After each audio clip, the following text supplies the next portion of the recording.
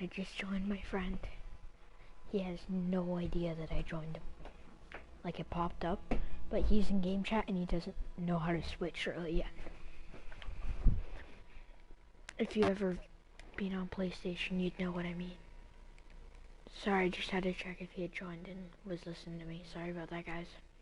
I really hate doing that since I watched a video that they did that like the whole time.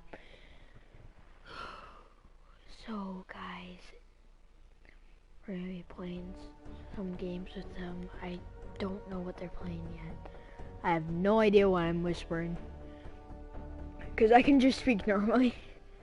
So guys, if I got all of a sudden really loud, but that's because I was like, hey guys, like whispering. Oh, that was hard to do.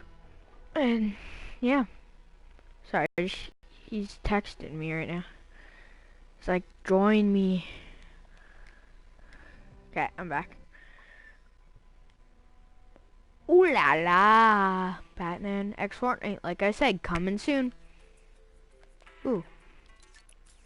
If they see somebody even remotely separated, they will go. They will burn utility to get there and close out the fight, because their thinking is that is a point and we can scavenge anything from them in order to get onto what we... Actually a little all over the place. This is one of the few regions where there wasn't really a hard line.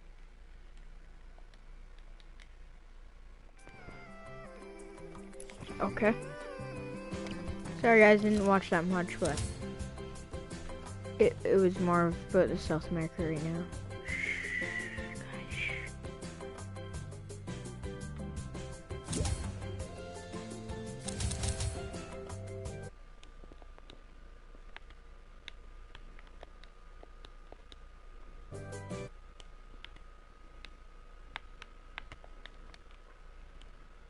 Sorry about that, I keep going in and out, guys.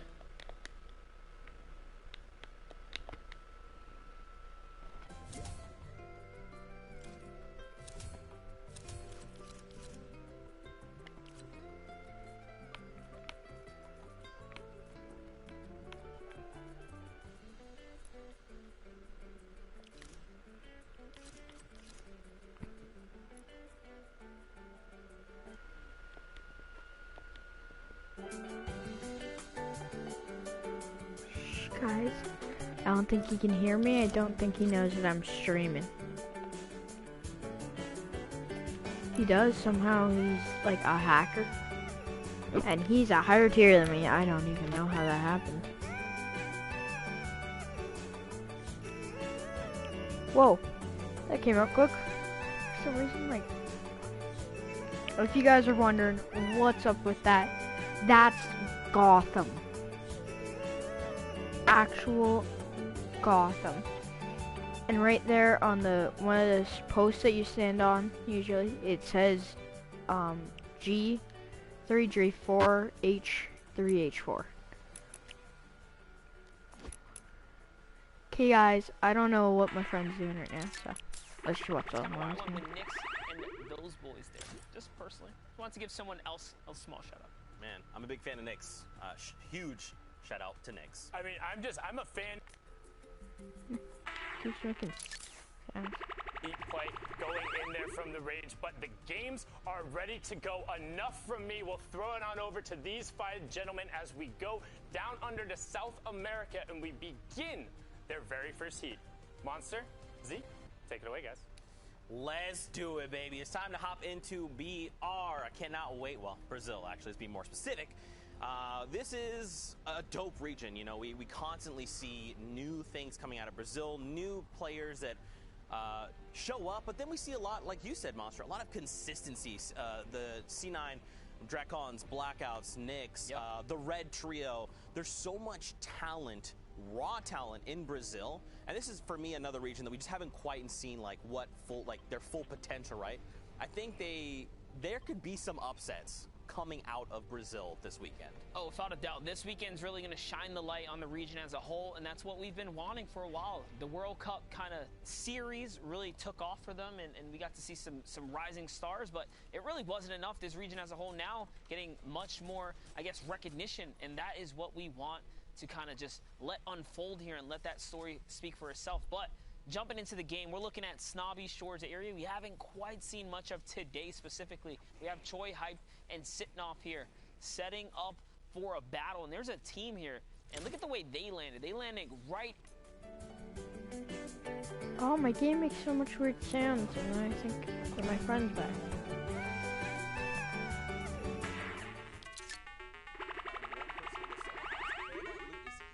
The duo below them, there's a little less loot in that abandoned house, but now they can kind of go for the pincer attack. So the guys in the middle, they just have to push, right? They have to say, we're going either north or we're going south. We just have to try and make something happen. I like the Choi. It's actually a 2v1 on both sides right here as both teams are collapsing on the players respectively.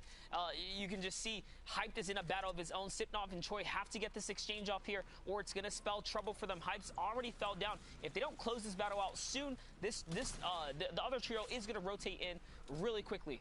They need to down this player now because they are starting their move. If you watch the mini-map, we've already got this enemy trio. They're starting to close in. This other enemy just has to buy enough time. They're doing a great job of it as well, just keeping the builds away. We even hear a shockwave ring out, so they are closing in on Choi and Sitnoff. They will drop one of the players. Looks like okay, so they drop RDWA. Yeah, then the mats are going to be important, but again, there's not much in the way of the loot. Still with the infantry rifle, the attack. Oh. Which here in the beginning of the game. Oh boy, it's Emmerich who gets chipped off by Sitnoff right there, who's biding time, playing nice and patient, and now suddenly he can also see the toes right there. He can see Poseidon. Oh wait, he actually doesn't quite notice him just under that build right there, but Sitnoff gets the siphon off, so now he's got the health. Wait, is Sitnoff going to take the shot? He should be able to see it. There it is. He did miss, unfortunately. He tries to go for a quick peek there. A nice little ramp pivot. He's going to keep this player alive here. So Poseidon has to make a big move. If he doesn't, he's going to spell trouble here for himself. There it is. He's got to commit to this battle. Couldn't quite get the trade off there.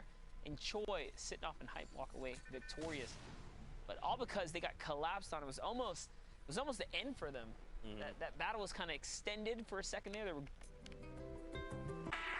Oh, I think it beeps every time someone dies. They can get Hyped card. That way they can try and play for a reboot, but yeah, it just depends on kind of what the rotation looks like. It might be unlikely depending on the situation they find themselves in later. Now take a look, they are pretty close to the next zone.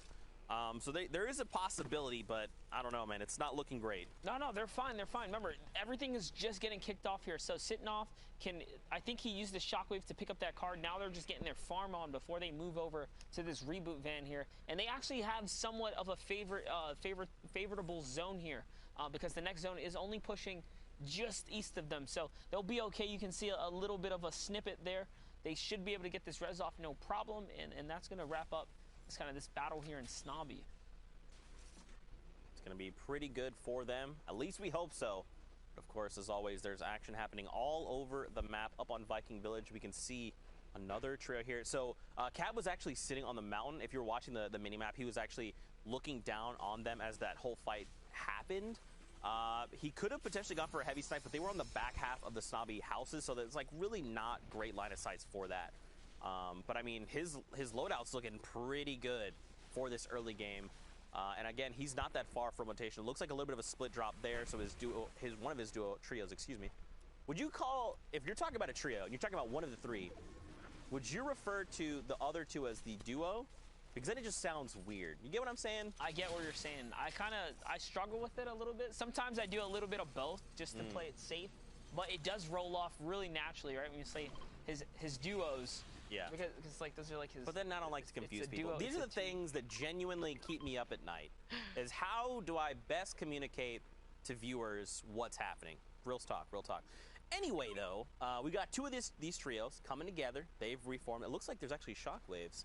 All right, so a nice stack of 6. That's what you like to see. Into the inventory. Yeah, he's capped out here, and there's extra splashes there, so their teammate Novice should be able to kind of pick those up for them. This is one of the splits I like about the Viking Village. It hasn't changed. You get that Shambles house. You get the two house on the coast. Sometimes you even get the crack shot house over at the Frosty Flights area. So there's a lot of opportunity for loot here if you play off the Viking. loadouts are so nice right now. They actually had a fair amount of loot split between themselves. So now looking to rotate just outside of Greasy. You hear the music going off. Cavs is just keeping eyes on it, seeing if we can catch a peek or something.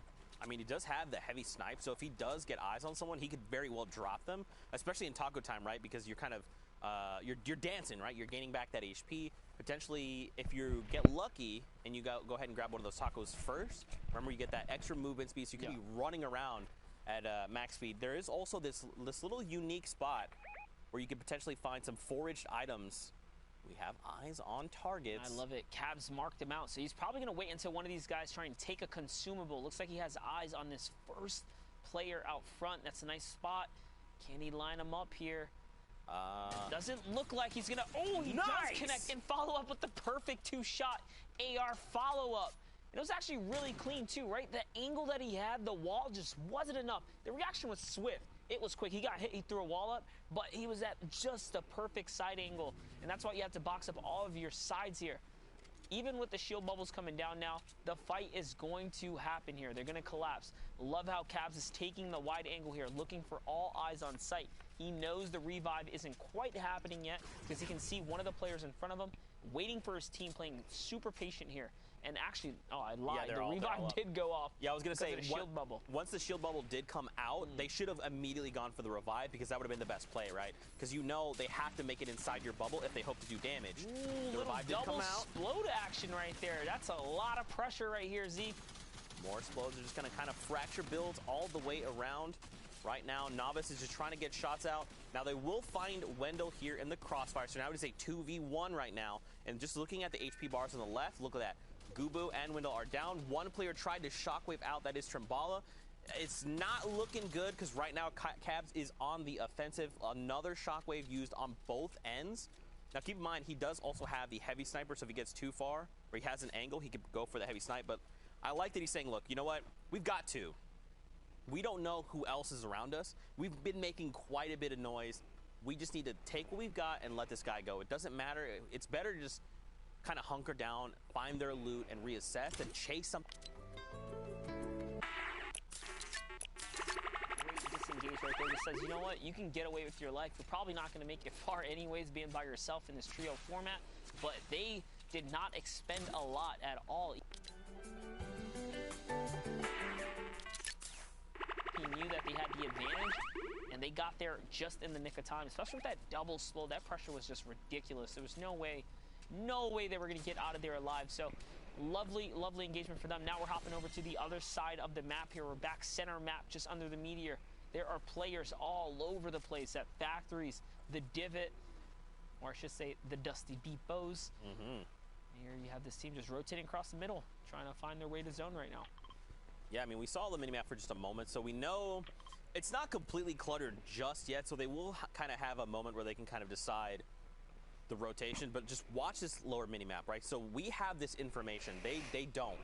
So we know there's a trio up on their left that they're moving directly toward, that are making their way around this current little mountain, and then there's one already posted up in the house just north of there. It's smart that they're going up because it's going to give them more kind of like an Overwatch style, right? Like they can kind of look around and say, what is going on as far as the eye can see? The trio there was on the left. It was the blue triangles we see. So right now, the current safe zone is around Loot Lake. So it depends on kind of where we go from here, because they could use that in Infinite Rift inside the Shattering Dome there. But I don't think that's always the best play, because you either have like a lot of people going for that, or you can just kind of rift out in strange positions and like potentially take a bunch of storm damage. We'll have to see. Is that a person standing still? Were they gargoyling? Yeah, they find one here. Remember, they're only just a couple. Okay, so one of them managed to hit a tag off, and that one's going to be another tag right there. It's going to catch him a full knock. Remember, Storm Surge is in effect here. We're looking at Brazil, Heat 1, Game 1. These lobbies are usually the first couple, maybe the first 3 games are the most passive, right? That's why we're seeing Storm Surge. 80 players remaining on this rotation here. 300 damage now above the threshold. So that one elim right there was crucial to keeping them in the game and keeping them safe for that matter. Yeah, man. A little more loot to kind of divvy out to your trio. We do have other sets of trios, though, very close. We got one straight across the way, some closer on those little islands around Loot Lake. There's even a trio right behind them that looks like they might have eyes on them trying to close the gap. And there's a supply drop that just happened to hit the map, so maybe they could try to contest that. I don't know. Feels very dangerous. Look, another trio coming in from the bottom right around that mountain. So again, man, we're sitting on 78 players in the lobby. This is insane, right? Because right now, you're trying to get a feel for the games. You're trying to see, like, okay, where am I landing? Am I having people being contesting me? Because remember, these are dedicated games, right? So these are heats. Just in case you weren't familiar with the format or anything like that, these are players have worked really hard to make it into these heats. There's an amount of heats per region, and there's kind of like, you know who's going to be in your heat, right? So if you're someone that's like, look, I've been playing against this enemy trio this entire time. I know they always go retail row. And if you decide I have to go retail row as well, that's going to be like information you have beforehand, but then you have to like figure out, are we trying to fight those guys? Do we need to change our plans? Like, what do we want to do here? Yeah, that's one of the perks of knowing exactly who's in your lobby, and one of the cons too, right? Because then at that point, other teams that just prepare better can set up these huge counter strats to you and your team per se. But there are 75 players remaining. The Zone 3 is already revealed, and that's why you see the kind of shots coming out here. This is desperate here. Only 50 damage above the threshold. Nice knock right there. He's going to catch Lucas here. Jossman, can he get the convert? And he is, because it's going to land right on top of Champion. His teammate is going to turn that down into a point there. Nice little pressure right here. Can they get this last player? Oh, these guys are hurt here, Zeke. You can see Mystics now getting pressured out. Nicholas also really hurt. They both have these players on whites here. Champion's going to get a huge chunk shot right there. He's going to get pumped. He's going to get traded out, though. That was really close. He's under the ramp. Does go for it again. Gonless takes a shot right there. This player is not going down without a fight. Nicholas nearly clutching up. I like that that Gon here, the moment that he fell down, he placed the ramp as like a defensive measure, but it was like guaranteeing that this enemy player could not send a shot out with the their shotgun. Because if they had, it's very possible he could have been one pump depending on what shotgun they had, or at least definitely chunked out Gon. But they worked it out, right? Like, and now they have access to all their loot. And they're probably feeling pretty good after being the ones that like kind of won the hill and seeing the next zone. They're like right there on the edge.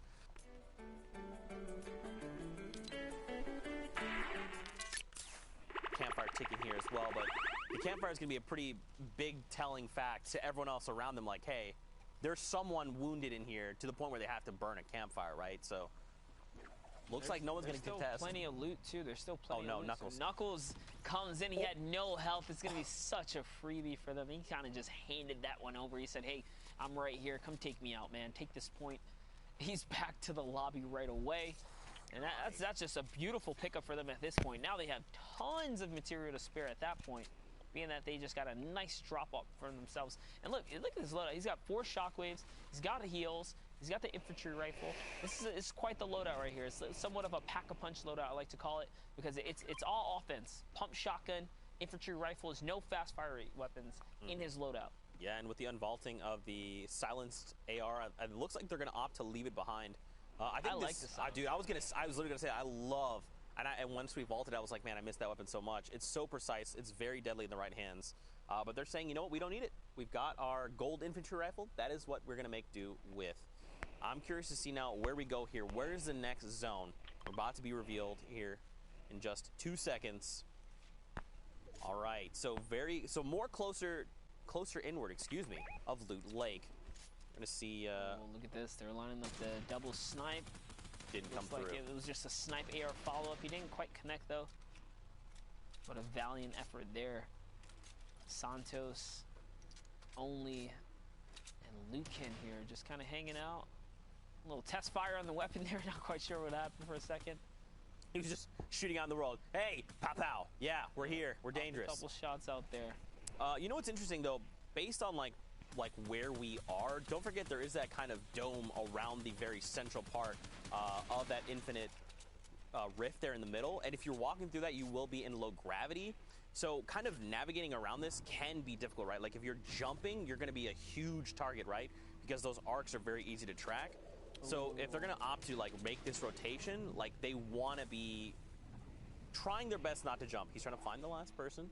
Oh. Yeah, and he was actually using the strat where you go in the water and you kind of aim your camera up, try to see if you can, you know, single out this player, see if you can catch those pixels. He was right. Like, he was spot on, but Yoinkmeister kind of slid just out of that range, and he knows he's nearby. He saw him for a second before, so I guess he's figuring now, like, oh, there you are, buddy.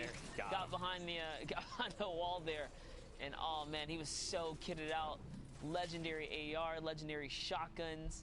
It's gonna be a big upgrade for this trio right here.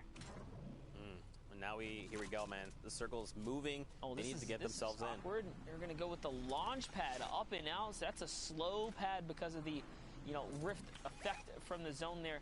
I love what they're doing here. They're gonna mark up this rock. This rock is indestructible, so they can actually kind of poise up perfectly just beside it here. That's gonna set them up real nice for another zone. And they're in the middle. There's a good chance they'll get this next half in and half out zone, being that they're dead center right now.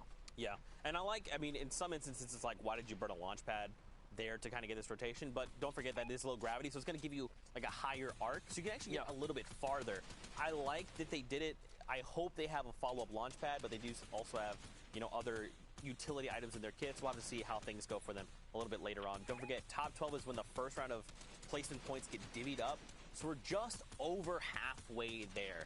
Now the question becomes, where is this next zone, right? Because that's going to pretty much dictate where everyone else has to go and how they're going to try to move. We already see, like, there's a bunch of trios taking fights. They're on the right side of your screen. We see a bunch of people fall. So we're actually going back where we came from. Oh, no. This is tough. This is going to be a little tough for these players, especially on the very edge of the zone. The ones that are kind of already there and established is going to be better for them, but we'll have to see how they make do. Hype, though, is going to find himself quite a bit of loot. He needs that shotgun, too. He's only got a blue tack right here. He is going to catch the edit, catch this player off guard, though. And it's Nox has Donuts who gets taken out right there. Was caught slipping for a second there. And this is actually, more importantly, besides how far they have to rotate, most of the zone right now is actually in the rift zone, in the low gravity zone. It's going to be such a tough place to fight. I've actually seen some interesting strategies where players use cones to cut across, and you put a cone, you edit real quick, and then you move cone to cone. Yeah. Instead of not necessarily ramp boosting, but like hiding under the cones in a way. It tends to work, but I don't know if that's really possible when you have this many players left. So we'll see how these pros pretty much figure it out and make the best of this situation, because this is going to be a tough one right here. You could even try to go for height, right? And then even if you got shot down, you kind of are falling in low gravity, you can try to reconnect. But just trying to like to stay away from players down below and kind of let them fight it out amongst themselves. Unfortunately, Choi and Sidnoff will be picked up, and height is okay, 2 HP. He needs to find someone running here with low HP as well. 70 effective HP. If a stink grenade goes out, he will be eliminated. Fall damage will take him back to the lobby. He's got to be real careful right now, man. He has, I mean, there's another 7.